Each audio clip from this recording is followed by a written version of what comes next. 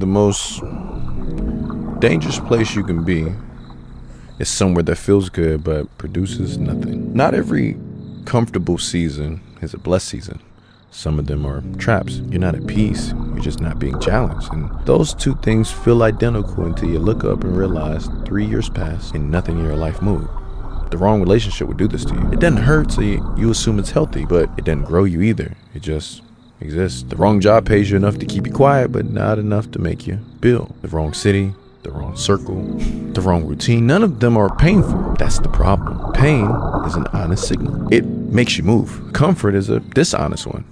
It makes you stay. The enemy of your purpose was never the hard season. It was the easy one with no fruit. The season where nothing was wrong, but nothing was happening. Where you mistook the absence of conflict for the presence of progress.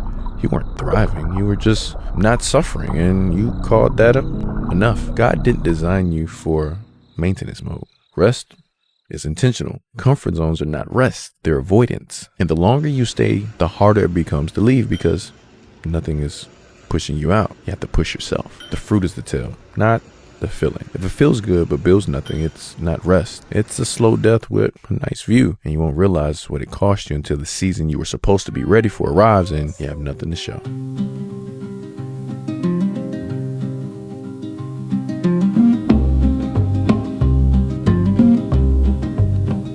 If I showed you the scar by my left knee from that busted screen door fall in July.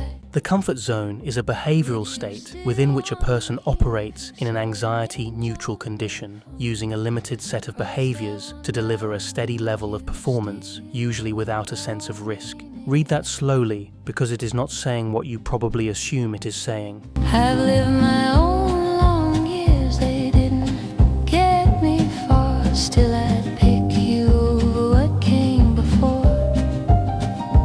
Who I was beside them doesn't hold a thing to you.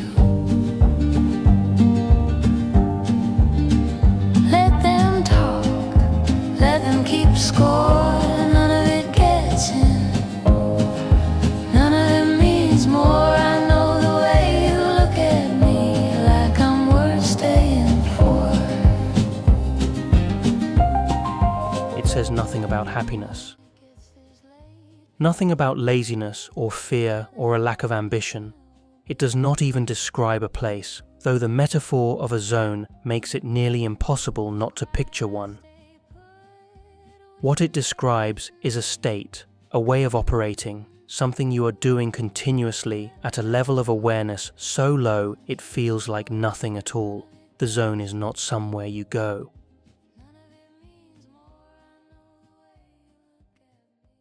It is the shape your behavior has settled into, and you are inside it right now, in more areas of your life than you would guess.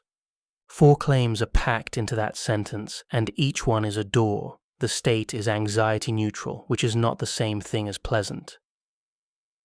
It runs on a limited set of behaviors, which means options you technically have stopped occurring to you a long time ago. It delivers a steady level of performance, which sounds like a compliment and is actually a diagnosis. And it all happens without a sense of risk, which is the most carefully worded part of the whole thing, because the risk never left, only the feeling of it did.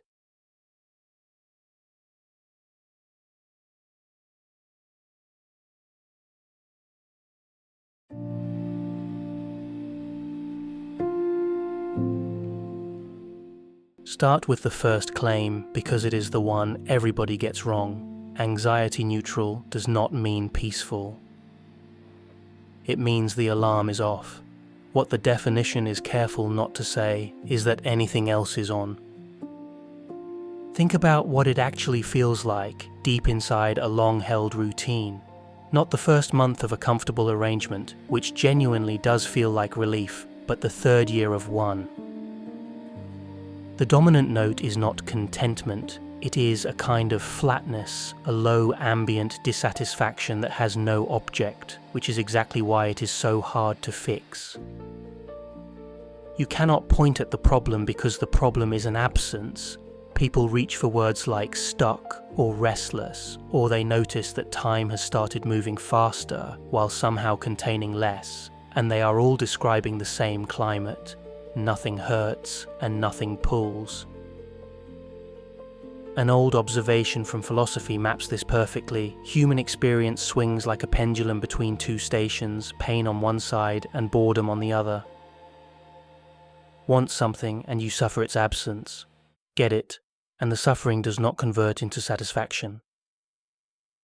It drains into a grey restlessness that soon sends you looking for the next want. The point of the image is that removing pain does not produce pain's opposite.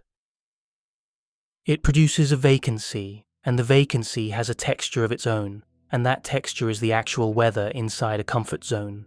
There is a distinction hiding under all of this, and once you see it, you will notice it everywhere. Two very different experiences share the word good.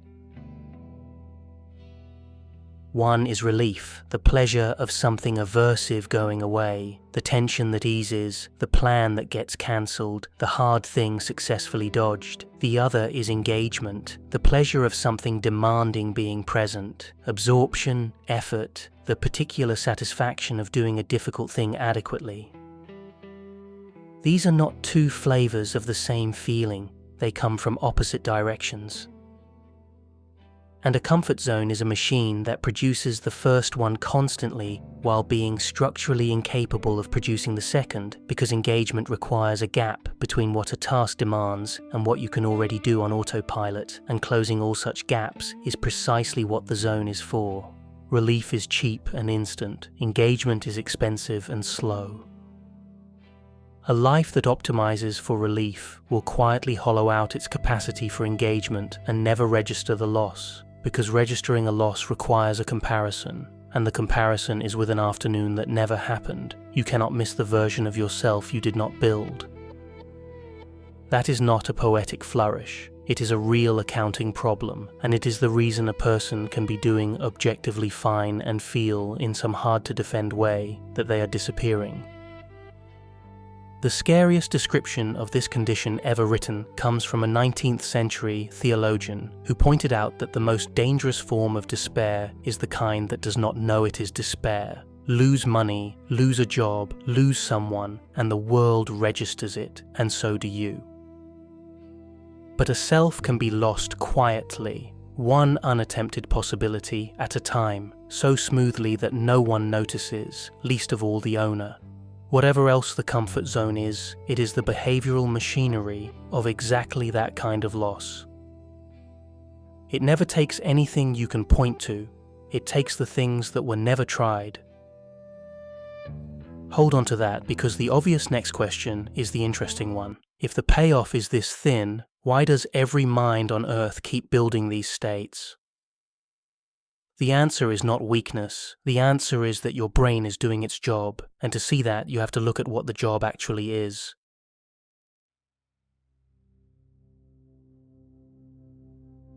Here is a model of the brain that will sound backwards the first time you hear it, and inevitable ever afterward. Your brain is not primarily a machine for perceiving the world. It is a machine for predicting the world, and it uses perception mostly to check its work. At every moment, underneath everything, you are running a forecast. What is about to happen in the next second, in this room, in this conversation, in your own body. When the forecast is right, almost nothing happens, and that is the point. Matching predictions are cheap. When the forecast is wrong, the mismatch shoots upward through the system, demanding attention, adjustment, energy. That mismatch has a technical name, prediction error, and reducing it is about as close as you can get to the brain's prime directive. Surprise is expensive. The whole apparatus is organized around having less of it. Now look at the comfort zone through that lens and watch it change shape. A comfort zone is simply a region of life where your forecasts are reliably correct. You know how the meeting will go. You know what she will say. You know what the work will ask and what the evening holds, and roughly how you will feel at the end of it.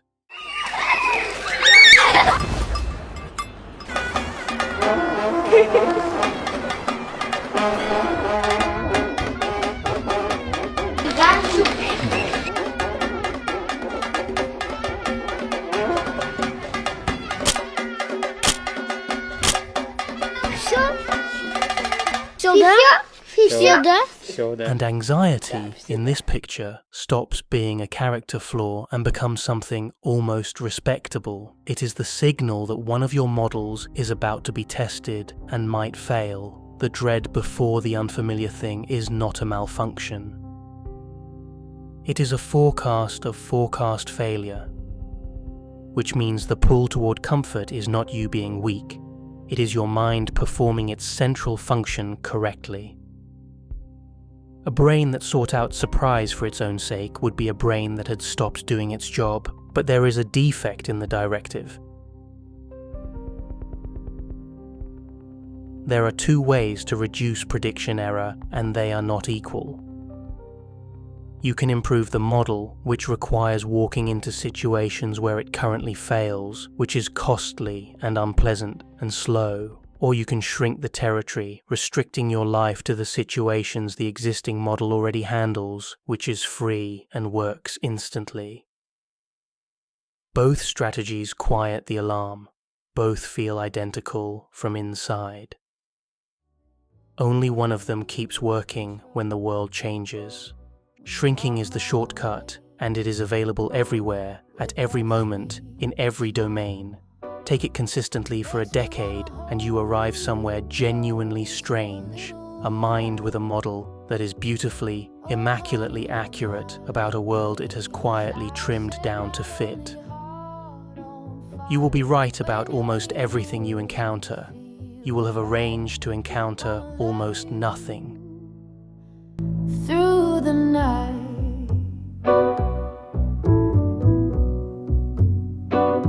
your gentle touch sends shivers down my spine.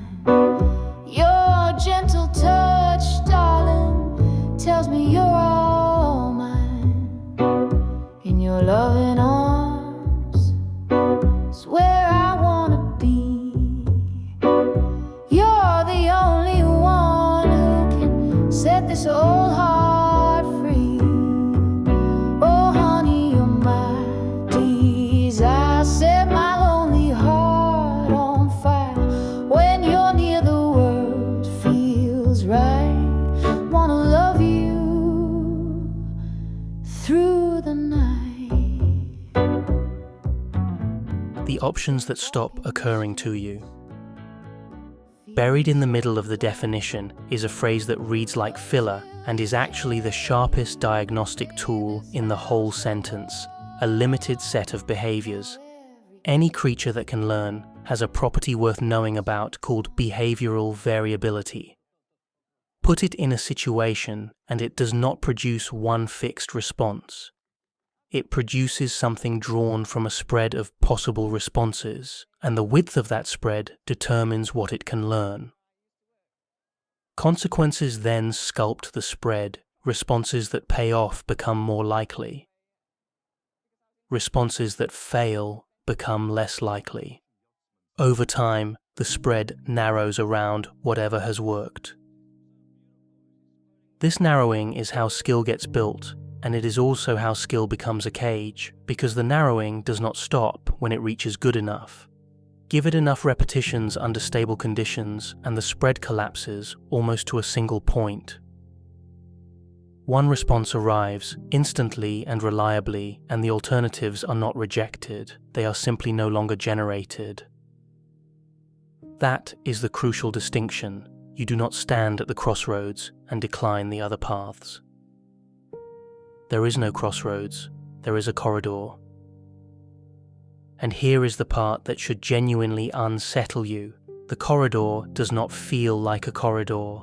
It feels like knowing what to do. The person who meets every conflict by going quiet is not suppressing the option of speaking up. Speaking up has stopped being produced as a candidate. What occurs to you in a given moment is not a menu you consult. It is the output of a system that has been trained by every previous outcome to stop proposing moves that have not paid off before. Notice the one-way valve built into this. A behavior that gets tried and fails at least generates information. It gets weakened, something else gets attempted, the system updates.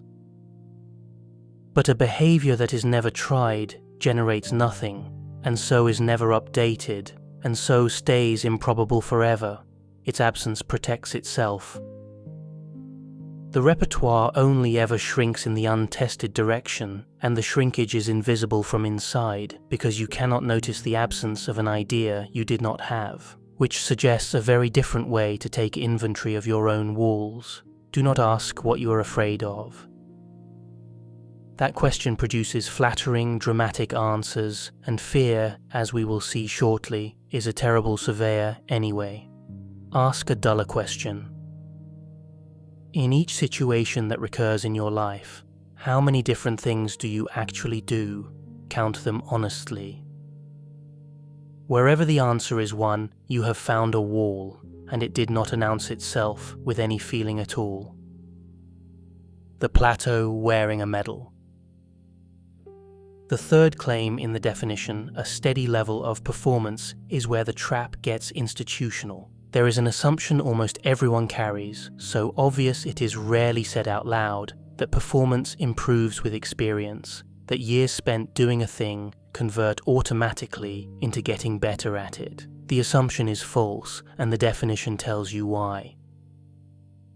Performance stabilizes at the exact point where a task's demands stop exceeding what you have already automated. Past that point, repetition consolidates what exists instead of building what does not.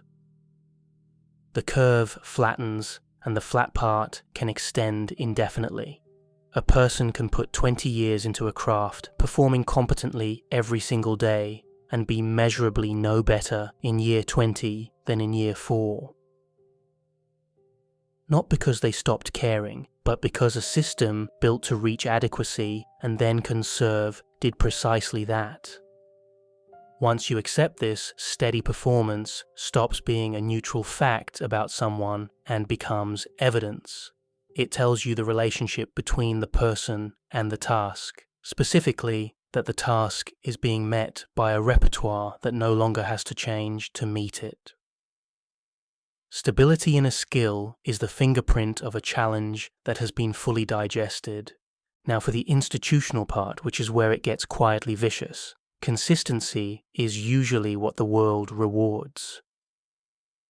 Employers, clients, audiences, families all prize reliability, and reliability is nothing more than a stabilized repertoire viewed from the outside, which means a person can be praised sincerely and continuously for the exact pattern that is preventing their growth. The praise is not a lie, it measures something real. It just measures the wrong variable for anyone who plans to still be developing in 10 years, and it feels identical to the right variable from the inside. The distinction that resolves this is between performing and learning, and it is worth stating cleanly because the two are usually blurred. Performing means deploying existing capacity to produce a result. Learning means altering capacity, which requires operating where existing capacity fails, which necessarily makes the immediate results worse. These are not just different activities. They are opposed. The conditions that maximize this quarter's output are the conditions that minimize this decade's growth, and any environment that measures only output will herd its people into comfort without a single bad intention anywhere in the system. Nobody has to want your stagnation. The metrics want it for them. The relief trap. Everything up to here explains how a comfort zone gets built. It does not yet explain why the walls hold, and they hold because of a mechanism so quick and so quiet that you have executed it thousands of times without once catching it in the act. Watch it in slow motion. You think of the difficult conversation, the application, the ask.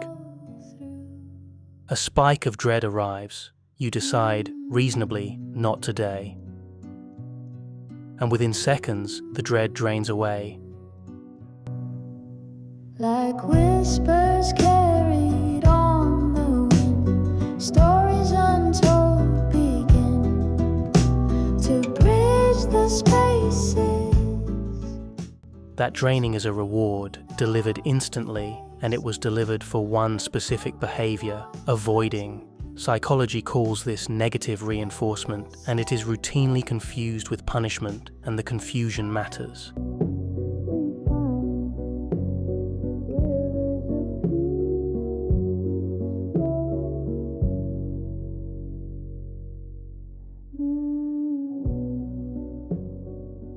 Punishment weakens a behavior by adding something bad. Negative reinforcement strengthens a behavior by subtracting something bad. The relief you felt was a treat, and the treat was for backing away, and the training is precise. Timing is what gives the trap its teeth. Learning is dominated by how quickly consequences follow actions, and look at the schedule here. The reward for avoiding arrives in seconds, every single time. The cost of avoiding, the skill unbuilt, the door closed, the problem compounding, arrives years later, diffused across your life in a form that cannot be traced back to any particular Tuesday. From a learning system's point of view, this is not a contest. Instant, certain reward beats delayed diffuse cost every time, at any magnitude. You are not weak for losing this fight. The fight was rigged at the level of wiring. But the deeper trick, the one that makes avoidance nearly impossible to reason your way out of, is this. Avoidance protects the belief that caused it. Your dread runs on a prediction, usually unspoken, about what would happen if you went ahead. Humiliation, rejection, collapse. Here is the thing about such predictions. Most of them are wrong, badly wrong, both about how bad the outcome would be and about whether you could take it. But avoiding means the prediction never runs, which means it is never corrected, which means it survives, fully intact, ready for next time. Worse, every avoidance is followed by an absence of catastrophe, and your mind reads that absence as confirmation that avoiding was necessary. Nothing bad happened, so the caution must have been wise. The logic feels airtight. It is airtight, in the way of a sealed room. The counterexample, the evidence that you would have been fine, exists only in the branch of the world you refuse to enter, and you have refused it every single time. One more twist, because this one accounts for the most sophisticated stagnation of all. Avoidance rarely looks like retreat. Far more often, it looks like preparation, more planning, refining the tools, waiting for the better moment, working with genuine intensity on the adjacent task, the one that involves no exposure. All of it reinforced by the same relief, all of it sheltering the same untested prediction. A 17th century mathematician built half a philosophy around this move, arguing that most of human busyness is an elaborate technology for never having to sit alone with the real question. He would have recognized the modern version instantly. Effort is not evidence against avoidance. Effort aimed just slightly to the side of the thing that scares you is avoidance in its most durable form, and the hardest to detect because it produces output, and output looks exactly like progress. The walls are moving. At this point, you might be thinking, fine, the zone has costs, but at least it is stable. I know what I have. And that is the last comfortable belief this essay needs to take from you, because the zone's defining behavior over time is that it does not hold still. Two currents drive the shrinkage. The first is recalibration.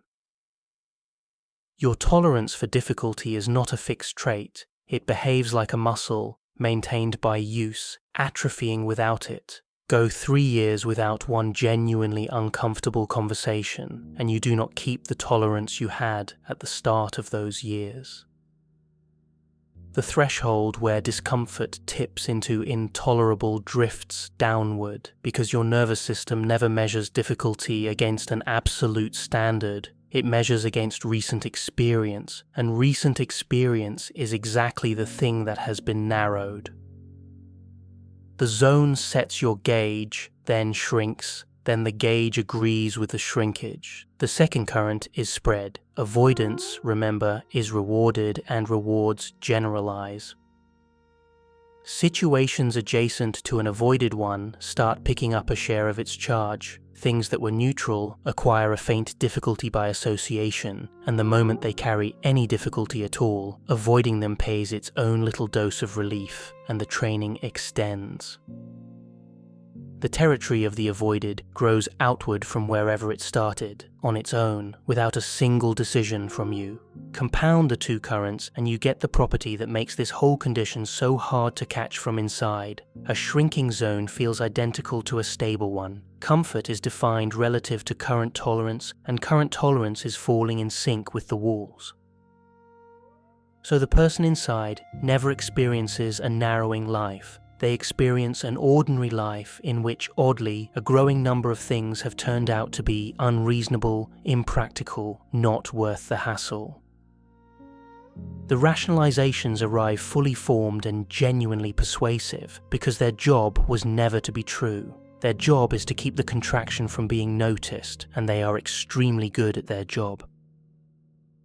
There is a real finding underneath all the motivational noise. The relationship between pressure and performance is not a line, it is an arc. Too little arousal and nothing engages. There is no reason for the system to spend. As arousal climbs, performance climbs with it, up to a peak. Past the peak, more pressure makes you worse, because attention narrows too far and working memory gets eaten by threat monitoring. Somewhere between numb and frantic, there is a band where you function better than you do in either comfort or panic, and that band is real. But 3 corrections need welding onto the arc before it is safe to use, because the popular version omits all of them. The peak is not in a fixed place. It slides depending on the task. Simple, well-drilled, physical tasks can absorb enormous arousal, while complex, novel, cognitively heavy tasks peak much lower and collapse much faster. And the tasks that expand a comfort zone are almost always complex and novel, which means they can productively absorb far less pressure than the go-hard framing assumes. Maximum intensity is not brave.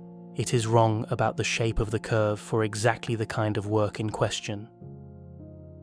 Second, the arc describes performance, not learning, and the two split apart in ways we are about to get to.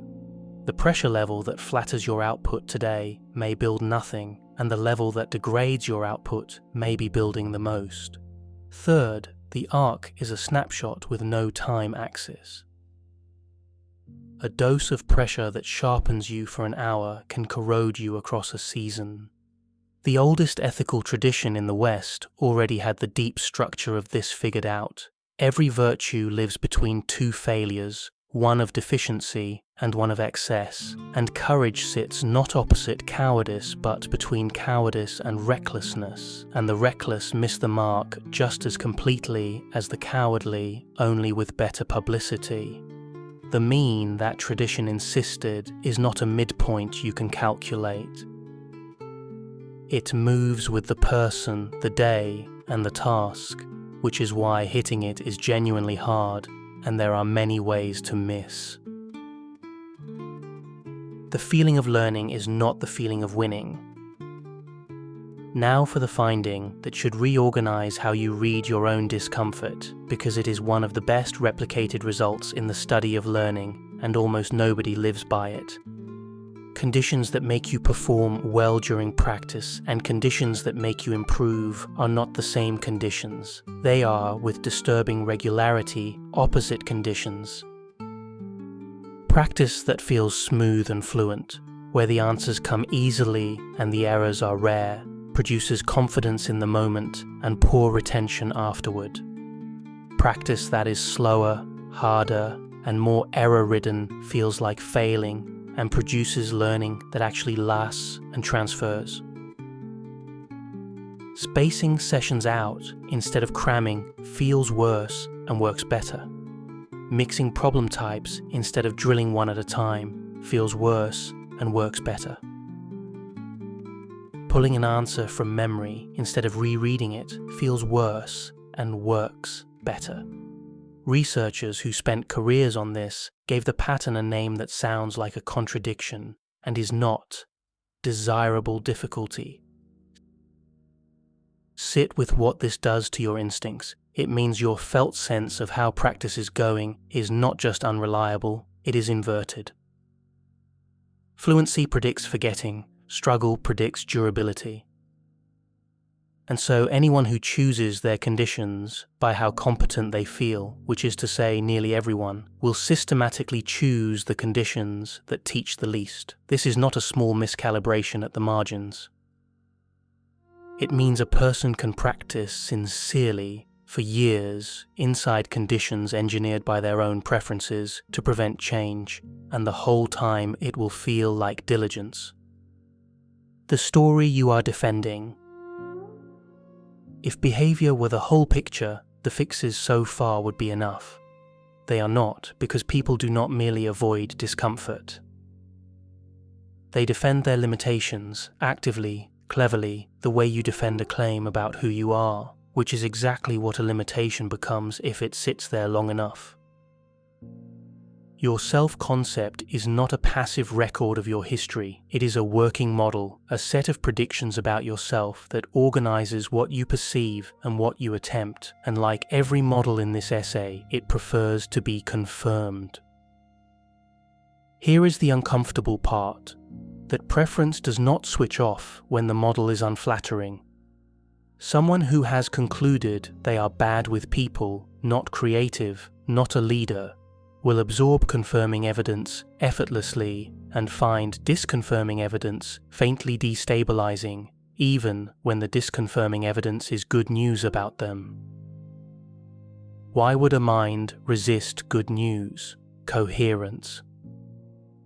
If the model of you is wrong, then everything built on top of it is also wrong, and rebuilding is expensive. Keeping the model, even at the price of keeping the limitation, is often the cheaper move today.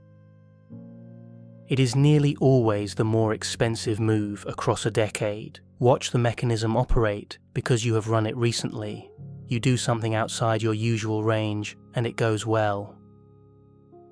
And before the evidence can land, the explanation arrives. That was luck, the bar was low, someone helped. It doesn't really count. The success gets filed under exception, and the model survives untouched. Meanwhile, one failure inside your usual range is absorbed instantly and completely, no explanation required, because it fits. The filing system is rigged, and it is rigged by you in defense of a story about yourself. Existentialist philosophy has a name for this maneuver, and its most famous illustration is a waiter whose every gesture is a little too crisp, a little too rehearsed, a man performing the role of waiter so completely that the human being has vanished into it. The charge is not insincerity.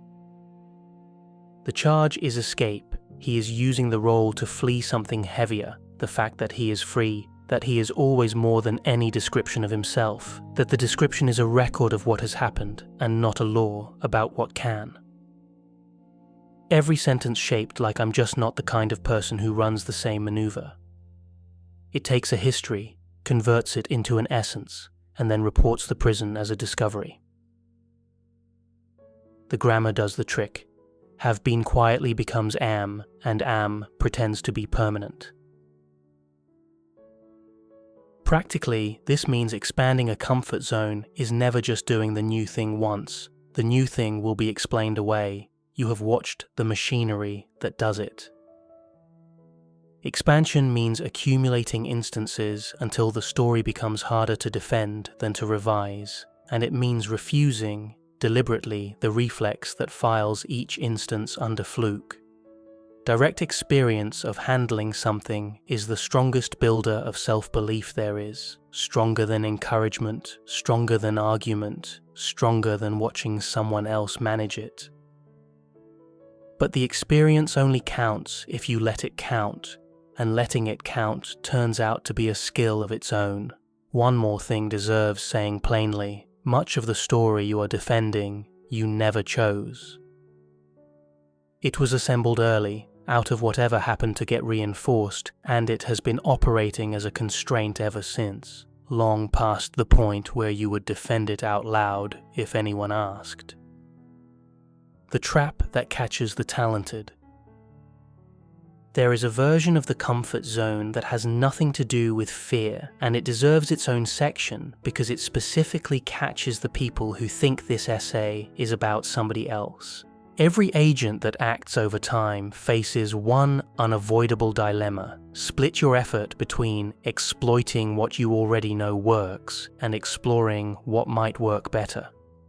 The tension is so fundamental that it shows up in economics, in ecology, in the design of learning machines, and in the shape of individual careers.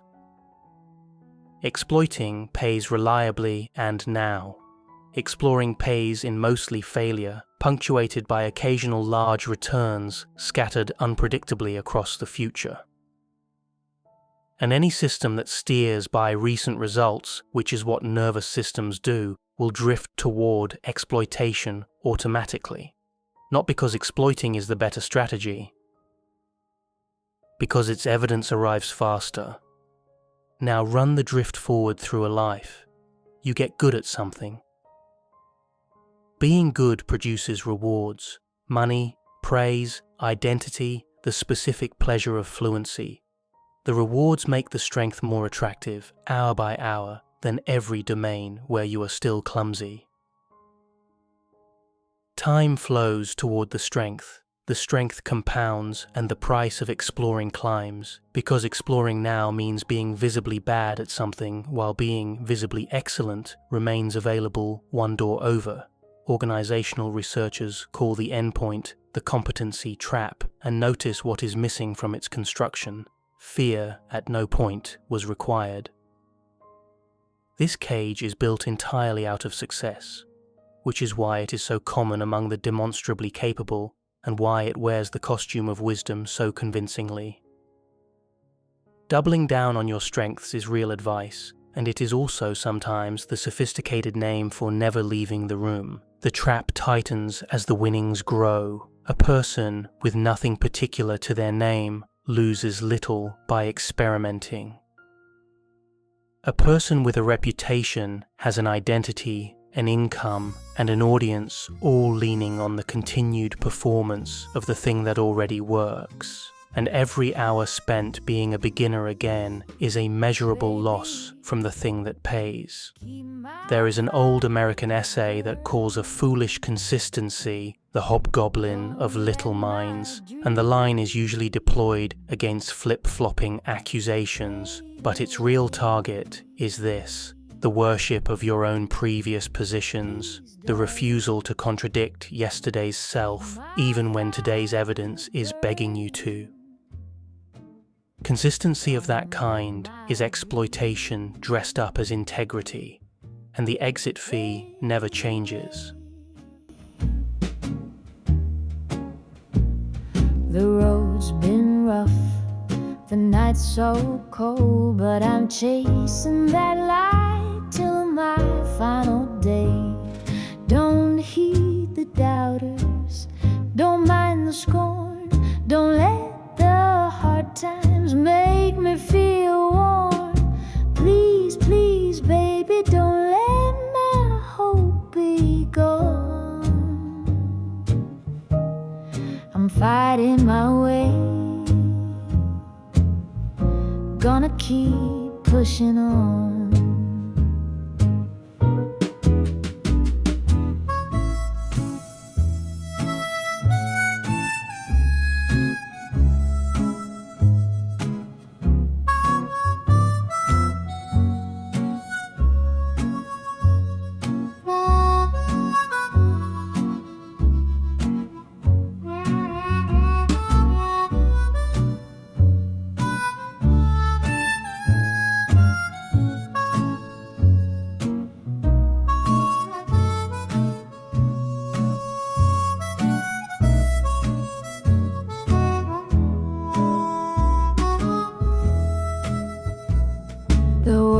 Against me, my pocket's bare, but my heart's still singing got a song to share.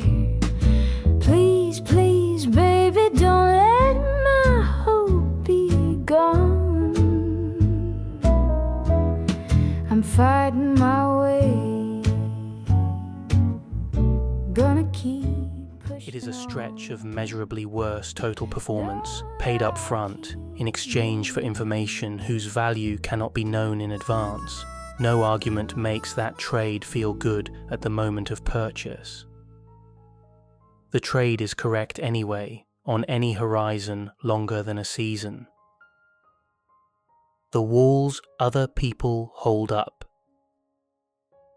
Here is something you will resist and should sit with anyway. A substantial share of what you call your comfort zone is not yours. It belongs to the people around you, and they help maintain it, mostly without knowing, mostly while loving you.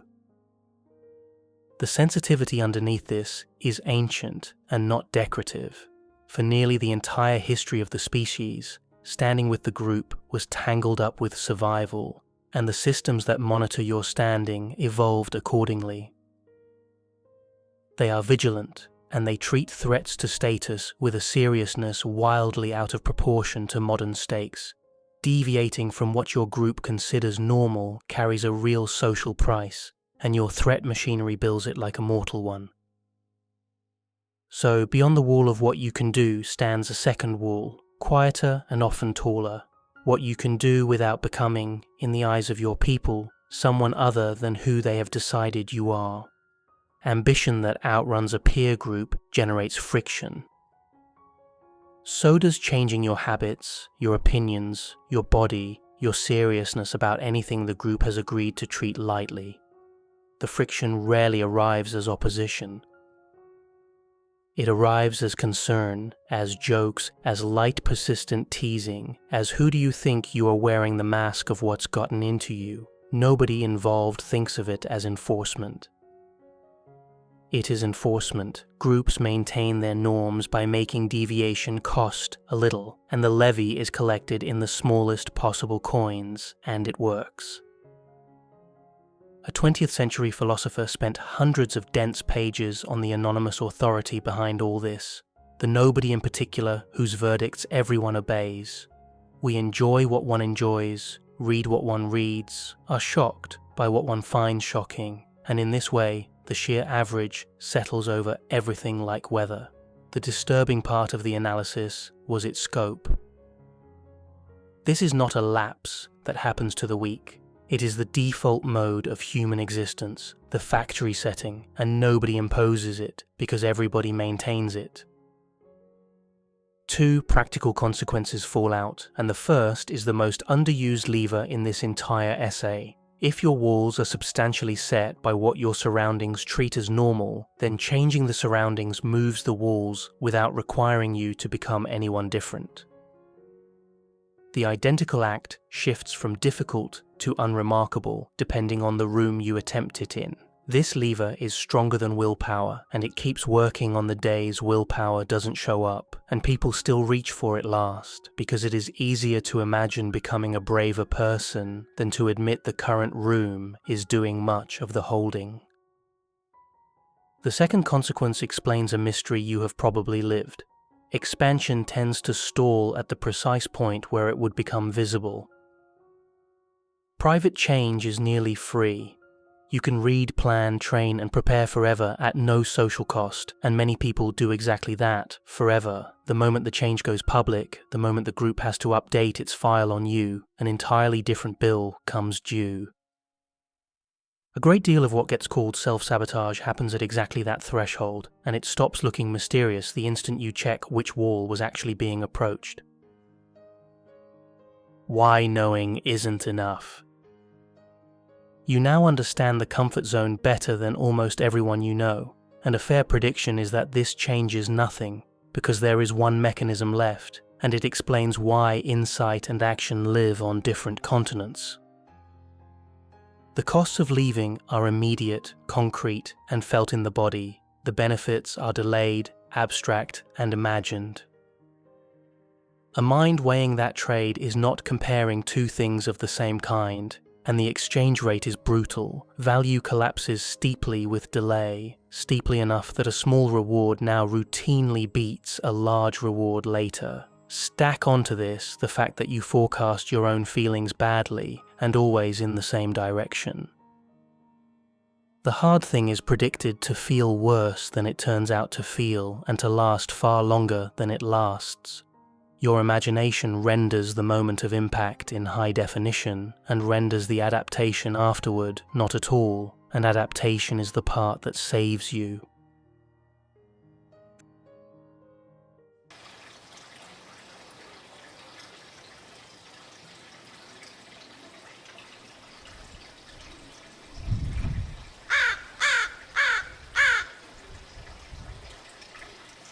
The comfort zone, seen whole, is the accumulated competence that finances every attempt made at the edge. Everything you dare is paid for by everything you no longer have to think about.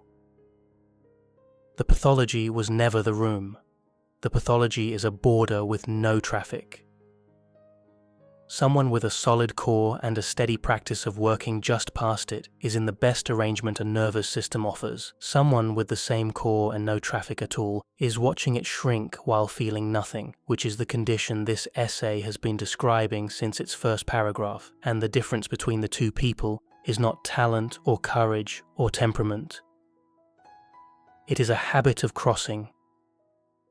So, the crossing, everything above, compresses into a handful of working principles, and they are principles rather than a program because the specifics are yours. Choose difficulty by information, not fear. The right task is the one that will make you observably, correctably wrong at a rate you can process. Say the prediction out loud before you test it, since a mismatch cannot teach if the expectation was never stated. Take small doses often instead of large doses rarely.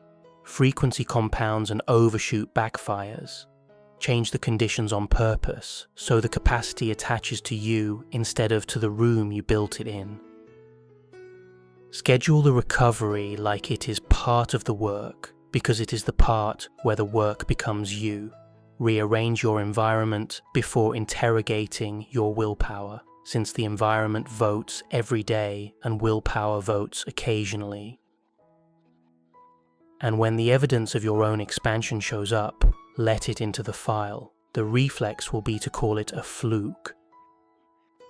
Overruling that reflex, instance by instance, is the exact moment behavior becomes identity, which brings the day back. The one from the beginning, the one that runs by itself. It is still there, and it should be. You built it honestly, out of 10,000 repetitions, and it holds up more of your life than you will ever fully see. Nothing in these pages asked you to burn it down. The definition we started from describes a system that is efficient, stable, quiet, and blind, and every one of those properties comes from the same source, a mind built to reduce surprise at the lowest available price. The price is information, and it is paid in the one currency that never shows up on any statement, which is everything you decline to find out. The walls will not hold still while you decide. They never have. They contract with disuse and extend with use, in every domain separately, keeping score of what you did and not what you understood. The room is not the problem. Leave it regularly, in small doses, in directions you chose, and come back with something. That was always what the room was for. Tapping like your red heel time. Rain on my window. Tapping like your red heel time. I open up to shadows, just that hell on 47. To the mound, we have 3-to-1 lead as strategic aircraft. Those are the facts. And those are the recommendations of our Joint Chiefs of Staff. Stop.